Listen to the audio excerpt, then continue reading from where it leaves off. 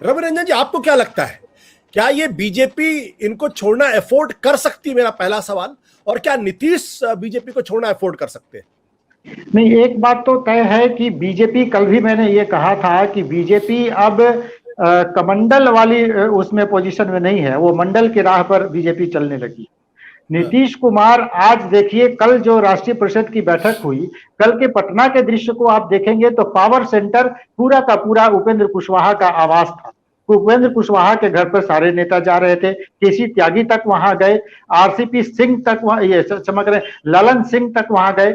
और इसका माने कि पावर सेंटर उपेंद्र कुशवाहा बन रहे हैं और ये नीतीश कुमार की सहमति से बन रहे हैं। राष्ट्रीय परिषद की बैठक में भी आरसीपी सिंह उनके बगल में बैठे थे, 1.5 घंटे तक उन्होंने एक शब्द आरसीपी से बात नहीं की और वो बात करते रहे उपेंद्र कुशवाहा से। उसी बैठक में उपेंद्र कुशवाहा ने उनको राष्ट्रपति, ये प्रधानमंत्री मटेरियल कह दिया और वो मुस्कुराते रहे। तो कहीं ना कहीं उनकी सहमति थी। पावर सेंटर की बात मैं इसलिए कर रहा था कि कोयरी, कुर्मी और कुशवाहा, माने ये वैश्य, ये 3 जातियां, मतलब कोयरी कुर्मी की 7% और वैश्य की 7 से 8% वो भी है, तो ये 14-15%। ललन सिंह को, माने फॉरवर्ड जातियों को करने के लिए ललन सिंह को अध्यक्ष बना चुके हैं।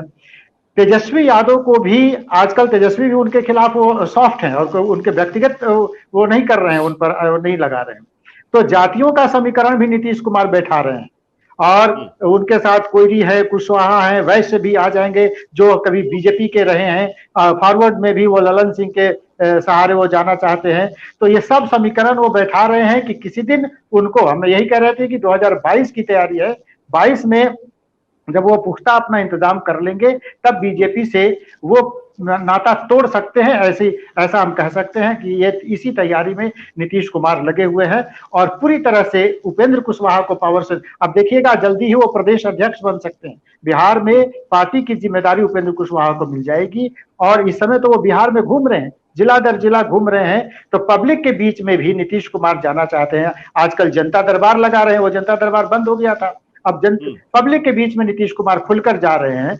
बाढ़ को लेकर, किसी कारण से लेकर वो पब्लिक के बीच में जा रहे हैं। तो ये सारी तैयारी उनकी है बीजेपी से किनारे हटने की। जाति का समीकरण भी इसीलिए वो बना रहे हैं। क्या बीजेपी अफोर्ड कर सकती है नीतीश कुमार को छोड़ना? बीजेपी के पास अभी कोई नेता नहीं है, ये एक मुश्किल है। सुशील मोदी बहुत दिनों तक अपने मन से पार्टी को चलाते रहे, लेकिन दिक्कत यही हुई कि पार्टी में कोई भी एक नेता खड़ा नहीं हो सका कि वो बीजेपी का नेतृत्व कर सके या संभाल सके। तो ये बीजेपी के लिए भी बहुत खतरा है कि नीतीश के अलावा उनके पास कोई चेहरा ही नहीं है जिसको वो सामने ला सके। बट जिन 2 लोगों को उन्होंने डिप्टी सीएम बनाया उनमें से तो एक भी नहीं खड़ा हो पा रहा।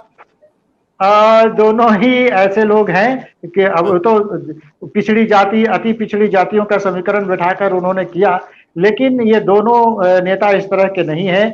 इससे तो अच्छे सुशील मोदी ही थे, जो कम से कम उनका कोई जनाधार था या उनकी बात सुनी जाती थी। लेकिन ये दोनों डिप्टी सीएम जिसके लिए बनाया गया, हमको नहीं लगता कि वो कर पाएंगे और इसलिए बीजेपी ये रिस्क अभी नहीं लेना चाहेगी।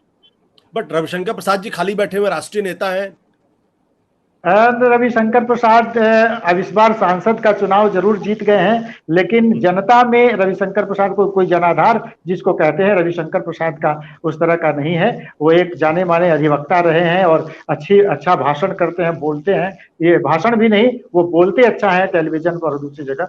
तो बस उनकी उतनी ही है। और उनकी जाति का भी लीजिए तो उसकी जाति का कोई जनाधार बिहार में नहीं है। वो एक वोट बैंक जरूर है बीजेपी का, लेकिन उनकी जाति का भी कोई जनाधार नहीं है। इसलिए रविशंकर प्रसाद कोई नेतृत्व कर पाएंगे हमको नहीं लगता।